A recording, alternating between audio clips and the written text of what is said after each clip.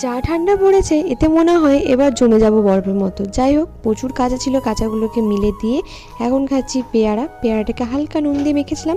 তারপরে চলে এসেছিলাম রান্নাঘরে, রাতের জন্য বানাচ্ছি হচ্ছে চিকেন কষা। তো এখানে ঝাল ঝাল করে চিকেন কষা, পুরো মশলাটাই কিন্তু আজকে শিলে বেটেছিলাম।